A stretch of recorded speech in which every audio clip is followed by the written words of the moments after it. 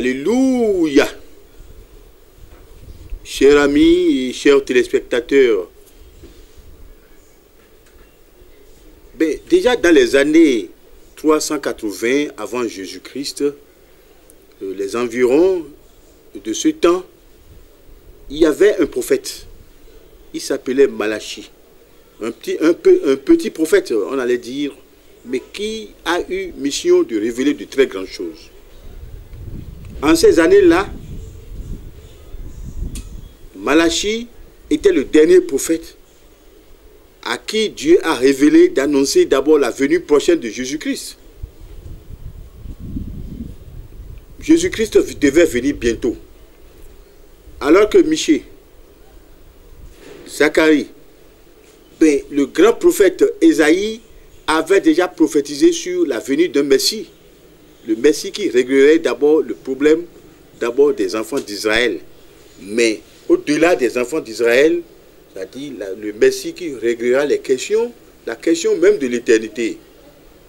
C'est-à-dire un tronc sortira, c'est-à-dire un rameau sortira du tronc d'Isaïe. Isaïe, l'ancêtre le plus lointain d'abord de la race des enfants d'Israël. En effet, Jésus-Christ, fils de Marie, sur le plan biologique, était de la descendance du roi David. David, par rapport à la descendance d'abord du prophète Nathan, c'était la lignée qui devait faire venir Jésus-Christ parmi d'abord les humains. Mais Joseph, père adoptif de Jésus-Christ, n'était pas de cette lignée-là. Il était de la lignée du roi Jéconia, et cette lignée était proscrite par rapport d'abord à la question de la royauté éternelle. Ça, c'est des petites vérités que nous devions d'abord révéler avant de rentrer dans l'enseignement, à proprement parler. Je disais bien que le prophète Malachi, quoique étant un tout petit prophète, a révélé tellement de grandes choses. Il a révélé Jésus-Christ qui devait venir. Mais avant Jésus-Christ, il a révélé d'abord celui qui doit indiquer le Christ. Puisque le Christ était déjà dans le monde, les gens ne pourraient pas, il serait dans le monde, les gens ne sauraient pas. Mais il fallait que Dieu mette la main sur quelqu'un qui doit purifier, qui doit l'amener en dehors d'abord du monde des hommes ordinaires pour le purifier, le sanctifier, pour qu'il vienne révéler aux nations, c'est-à-dire de ce siècle-là, à partir de Jérusalem, qui est le Messie. Celui-là, c'était Jean-Baptiste. Et c'est Jean qui devait baptiser Jésus-Christ comme exemple sous les regards du monde. Et lui qui doit révéler, et l'Esprit Saint devait révéler d'abord la nature véritable du Christ comme l'agneau de Dieu qui est venu ôter les péchés du monde.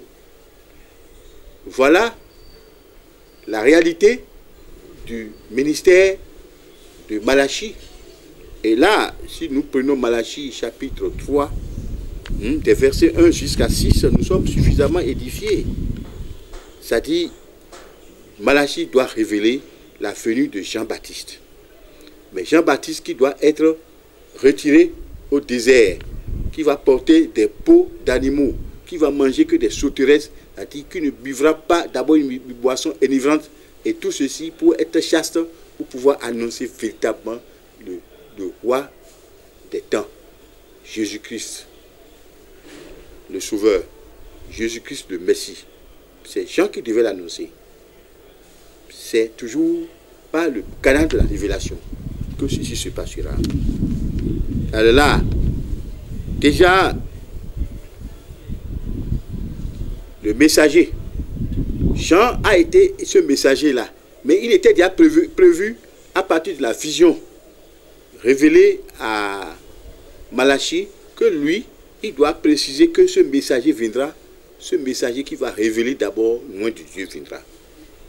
Et déjà, dans Malachi, chapitre 3, verset 1, tout a déjà bien commencé, qui disait que celui-là qui va préparer le chemin du Seigneur, ce serait ce messager-là. Donc, il reste restait pour lui de dire qu'il s'appellerait Jean. Mais c'est du futurisme, dans la mesure où, près de 400 années avant la venue d'un événement, toi tu annonces déjà. Les hommes ont toujours fait de la prévision sur le plan futur. Les scientifiques ont prévu des principes de datation, mais ils n'ont jamais précisé avec tant de certitude un événement. Les hommes ne verront pas au-dessus de leur portée de vue. Mais les hommes ont et choisis de Dieu verront jusqu'au jour de l'éternité ce que Dieu va leur révéler. C'est le cas où 400 années environ avant, Malachie était amené à révéler la venue certaine de Jean. Et oui, la venue de Jean a été réelle. En l'an 30 de l'histoire de la nouvelle ère, et ceci a été révélé parce que Jésus-Christ jusqu'à l'âge de 30 ans n'était pas connu comme le Jésus-Christ, le Messie. Mais il lui fallut que Jean, qui était caché depuis un bon moment dans le désert, sorte de ce désert pour commencer par crier: répandez-vous, le royaume de Dieu est proche. Voilà l'agneau de Dieu qui est venu ôter les péchés du monde. Il indiquait, il révélait Jésus-Christ aux nations de la terre. C'est-à-dire, il révélait Jésus-Christ au peuple de la Judée. Il révélait, c'est-à-dire Jésus-Christ aux gens de Jérusalem. Que voilà, vous ne savez pas, le moment est venu. D'abord, le fils qui est né à Bethléem, c'est-à-dire déjà prophétisé par Michée, par Zacharie. Le fils qui était né à Nazareth, c'est celui-là qui est le Messie, qui est le sauveur du monde. Voilà, aujourd'hui là, Dieu veut vous révéler ça. Et puis dans Jean 1, verset 29, il disait, je dis, voilà l'agneau de Dieu qui est venu ôter les péchés du monde. Voilà l'agneau de Dieu, hein, c'est lui. C'est de lui que tous les prophètes ont rendu témoignage. C'est lui qui va venir. C'est lui, mais il est venu. Et c'est le Christ, c'est le Messie, c'est le Sauveur. Vous allez voir comment ça va se passer. Voilà, c'est le message de Jean. Jean était prévu, mais il a été révélé au jour convenu et il a révélé à son tour Jésus-Christ aux nations.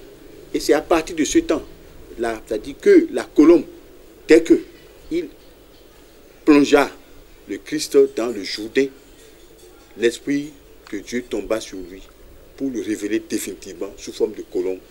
Et la voix des cieux, les cieux se sont déchirés.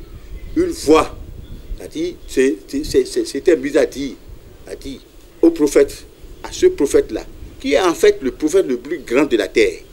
Parce que c'est lui qui a pu révéler Jésus-Christ définitivement et doiter Jésus-Christ aux yeux du monde entier. Pour dire, voilà, on le disait, hein, voilà le temps est venu.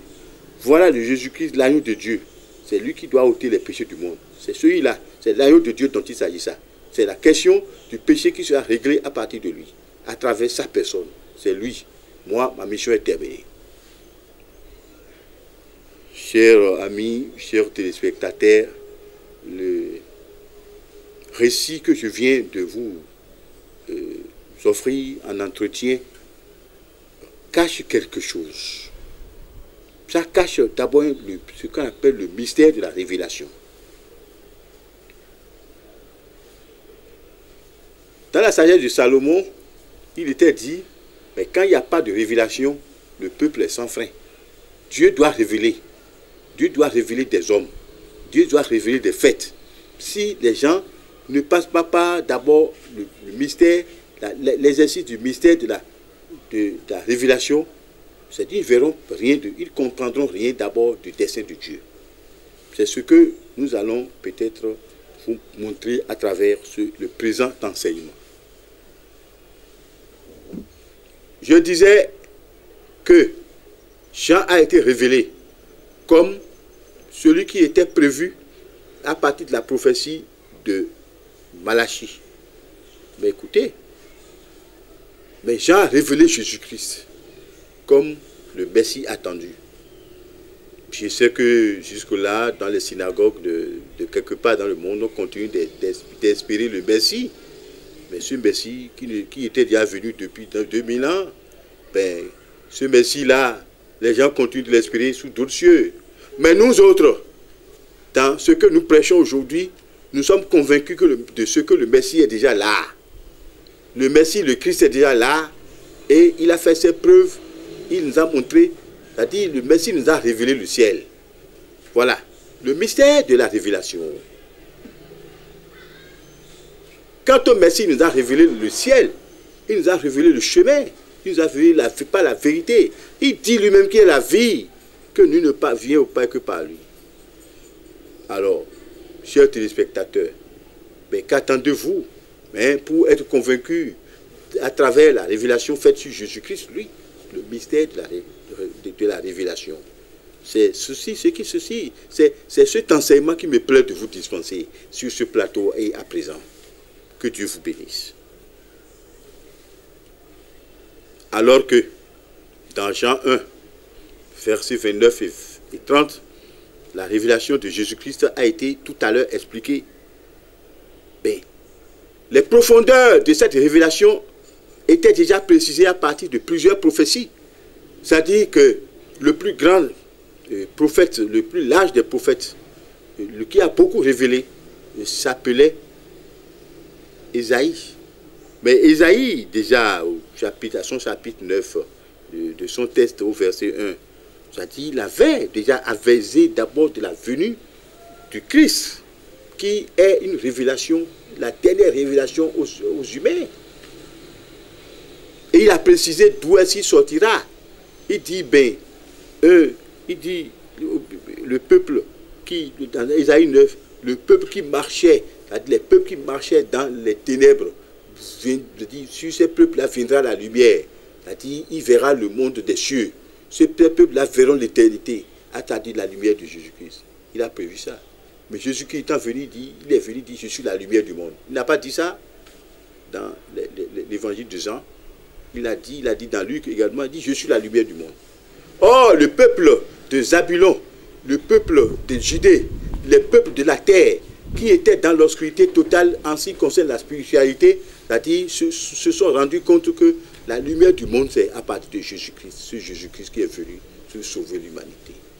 Parce que depuis là, c'est-à-dire Jésus-Christ a démontré une lumière sur toutes les coutumes de la terre. Tous les grands qui ont changé l'histoire de l'humanité, les héros, ils ont disparu.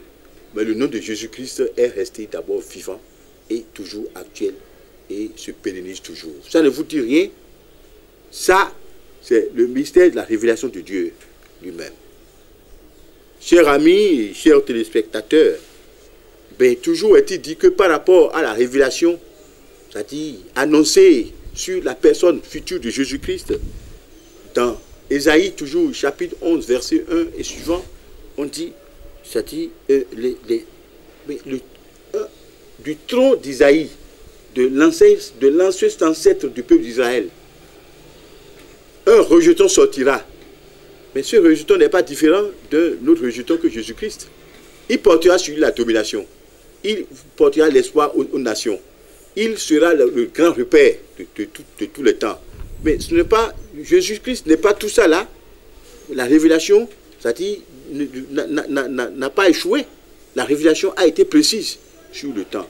Mais vous savez, Ésaïe a existé 900 ans environ avant la naissance de Jésus-Christ. Et lui prophétisait déjà, il révélait d'abord la venue de Jésus-Christ. Il révélait sa famille. Il révélait d'abord les œuvres futures de Jésus-Christ. Et voilà le mystère de la révélation. Voilà comment s'estime le mystère de la révélation. Dieu a révélé aux nations. Mais je vais vous parler. Il y a un prophète qu'on appelle le prophète des nations. Vous savez, le prophète des nations, c'était Jérémie. Mais Jérémie n'était pas scribe, il n'était pas érudit. Il était un fils d'éleveur, un pauvre paysan. Il faisait de la culture de blé, et puis il était éleveur. Et cet éleveur-là, qui n'était rien devant les rois de ce monde. Dieu a été de susciter pour dire, toi, Jérémie, c'est toi là que j'ai prévu. Hein. J'ai fait de toi le prophète des nations. Et il dit, avant que je ne t'eusse formé dans le ventre de ta mère, je t'avais déjà consacré prophète des nations. Mais vous savez, ça dit, les grandes révélations que Jérémie a effectuées sont allées pas seulement à Israël. Parce que ces révélations sont allées sur le temps de la captivité des enfants d'Israël. Sur le temps d'après la captivité. Sur le temps d'avant la captivité. C'est-à-dire, toutes les nations de cette époque se sont retrouvées dans les prophéties passées par Jérémie. Et Dieu lui dit, avant que je ne t'eusse formé dans le ventre de ta mère, je t'avais déjà consacré prophète des nations. Alléluia. Mais vous savez, Théophile Tabandao, un petit serviteur de Dieu. Mais Dieu l'a prévu. C'est pour cela qu'il enseigne ces choses. Dieu a fait de lui déjà un enfant qui va révéler la parole de Dieu par la parole. Et nous y sommes. Bon, on en passe. Mais beaucoup de gens aujourd'hui sont des serviteurs du Très-Haut. On en a vu. Dieu a suscité des apostolats à travers le monde. Dieu a suscité d'abord des mystères évangéliques à partir du monde, à travers tout le monde. Dieu a suscité des missions charismatiques. C'est-à-dire Dieu a mis dans des personnes, c'est-à-dire de la force spirituelle pour réaliser de grands miracles au sein des hommes. Et ces miracles-là pour convaincre d'abord l'humanité de ce que Dieu est plus grand que les hommes. C'est ça. Et là, c'est à partir du mystère de la révélation. Alléluia. Dieu a révélé. Dieu se révèle à travers ses serviteurs. Dieu s'est révélé à travers ses prophètes. Autant que Jean a été prévu, il a été révélé. Autant que Jésus-Christ devrait être finalement révélé aux hommes, il a armé, il a suscité Jean pour le révéler aux nations revenues, c'est-à-dire retrouvées en Judée et à Jérusalem.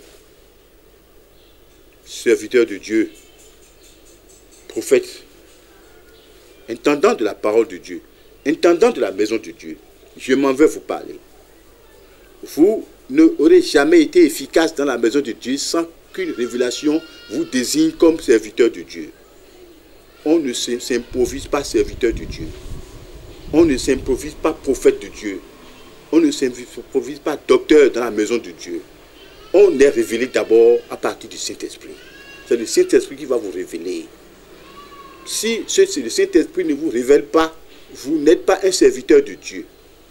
Et c'est là où je m'en vais vous dire que la parole de Dieu, c'est un couteau à double tranchant. Les gens comprennent souvent mal ce verset-là. La parole de Dieu est assez pointue et puis aiguisée pour déchirer les hommes de gauche comme de droite. La parole de Dieu vous broie dans vos sentiments, dans vos boyaux. C'est-à-dire, la parole de Dieu, c'est-à-dire, vous désoriente, c'est-à-dire sur le plan de vos projets de perdition. La parole de Dieu, c'est-à-dire, vous convainc de ce que vous êtes un pécheur. La parole de Dieu vous convainc de ce que, si vous n'étiez pas dans la droite ligne de Dieu, vous devrez en être convaincu. La parole de Dieu, c'est ce couteau. Il tranche de gauche comme de droite, et puis il est pointu. Chers amis, chers téléspectateurs, le clou de cette éducation que je suis en train de vous apporter sur ce plateau, c'est que chacun devrait d'abord se recroqueviller sur lui-même pour voir quel est son rôle dans la maison de Dieu. Mais ce à quoi il doit s'attendre dans la maison de Dieu. Quel est le ministère de chacun dans la maison de Dieu? Le ministère de chacun, c'est que le rôle, l'œuvre que chacun doit exercer dans la maison de Dieu. Alors, cette œuvre-là, c'est-à-dire, doit être une œuvre de révélation. Sans la révélation, c'est-à-dire, nous ne pouvons pas nous situer sur l'échiquier d'abord des serviteurs ministériels de Dieu. Non. Il faut qu'on soit révélé. Bien vu beaucoup d'évangélistes qui se sont proclamés évangélistes sans la Bible, mais c'est dangereux. J'ai vu beaucoup de pasteurs, c'est-à-dire qui se sont appelés pasteurs, c'est-à-dire sans la Bible, mais c'est encore dangereux. J'ai vu beaucoup de servantes de l'Église s'estimer servantes sans être révélées. J'ai vu beaucoup d'abord d'hommes de l'administration, d'abord des églises, c'est-à-dire se proclamer, c'est-à-dire sans être des appelés de Dieu.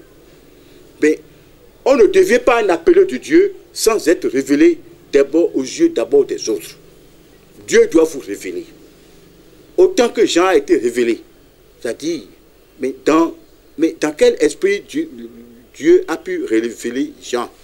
Ce n'est pas dans la volupté, ce n'est pas dans la grandeur humaine, ce n'est pas dans l'orgueil, ce n'est pas, non, mes amis, et ce n'est pas dans la mondanité que Dieu a révélé Jean-Baptiste. Dieu l'a enlevé du monde, il l'a amené dans le désert, il l'a purifié. Dieu l'a enlevé des yeux des autres hommes pour le purifier de ses péchés d'abord. Dieu l'a enlevé, c'est-à-dire d'abord de son milieu naturel, de son milieu de famille, pour aller lui donner à manger du miel et des sauterelles dans le désert. Dieu l'a enlevé pour le cacher et le transformer d'abord. Homme de Dieu, dites-vous, vous dites-vous, mais quand est-ce que vous avez été enlevé pour être purifié avant de vous proclamer homme de Dieu? C'est là où mes questions sont troublantes. Mais où est-ce que vous êtes parti? Quel Dieu vous a récupéré pour aller d'abord vous purifier? Je sais, je connais des hommes de Dieu qui ont été enlevés du monde. L'homme de Godropa, qui a été retiré à Godropa, que vous connaissez très bien. Ben, vous connaissez bien son histoire. L'homme d'Agongué, c'est-à-dire qui s'est retrouvé à Agongué, c'est-à-dire en dehors de sa famille. Vous le connaissez. Ça, là, lui, il a été révélé aux nations.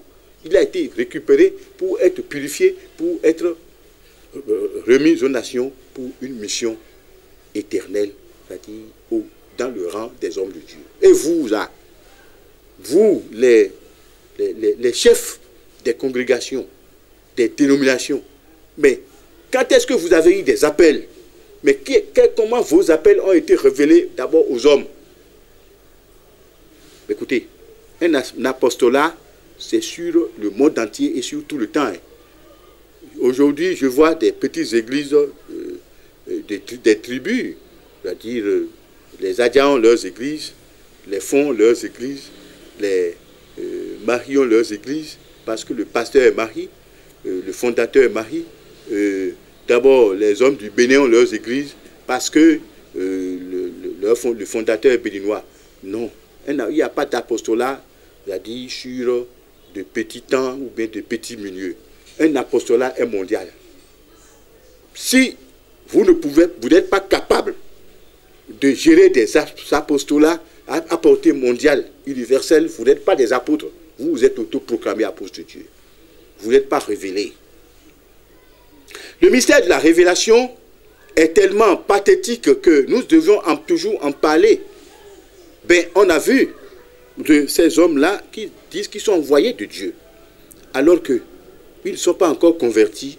D'abord, ils ne sont pas encore remis de nouveau. Ils n'ont pas encore connu la nouvelle naissance. Jean 3,3, c'est-à-dire s'il faut rentrer dans le ventre de sa mère. Nicodème l'a dit, pour revenir. Non, ce n'est pas ça. Vous devrez rentrer dans le désert de la vie. Vous devez être purifié à travers l'épreuve. Vous devez être purifié pour être en dehors du monde. Vous devez être au-dessus du monde. C'est-à-dire, puisque Jean a été retiré, Jean, pas de lui-même, Dieu a retiré Jean d'abord pour le désert. Il était allé au désert, il a mangé des sauterelles. Il a porté des habits d'animaux, des peaux d'animaux. Il est venu devant le peuple comme un fou. Mais vous là, on va se parler. Non, on va se parler. Nous sommes des serviteurs de Dieu. On va se parler. Mais on va se parler. Mais vous avez eu la révélation où? Souvent. Vous vous êtes autoproclamé, c'est-à-dire serviteur de Dieu. Peut-être. Je ne dis pas que c'est cela. Maintenant, si c'est ça, dommage. Vous devez vous remettre en cause. Parce que le serviteur de Dieu doit recevoir d'abord l'appel. L'appel de la révélation, pas la révélation. Mais quel est l'appel que vous avez reçu? Vous vous êtes levé un matin de vos couches pour dire que vous êtes serviteur oint de Dieu. Hein, vous êtes pasteur, vous êtes conducteur, vous êtes surveillant, hein, c'est-à-dire sur le peuple de Dieu. Mais pardon, et la parole de Dieu est tranchante de deux côtés. Ça vous broie, ça vous détruit, ça vous déchire, ça détruit vos sentiments. Mais si vos sentiments sont détruits à partir de mon enseignement, l'enseignement que moi, je suis en train de vous processer à partir d'abord de la puissance de Dieu, je suis heureux. Que Dieu vous bénisse. Et que la révélation soit présente d'abord sur les véritables hommes de Dieu. Et pour le bonheur de l'humanité et au plus haut des cieux. Par la puissance de Jésus-Christ, mon Rédempteur. Alléluia. Oshofa Prise TV. Tout pour la gloire de l'Éternel, Dieu de Shofa.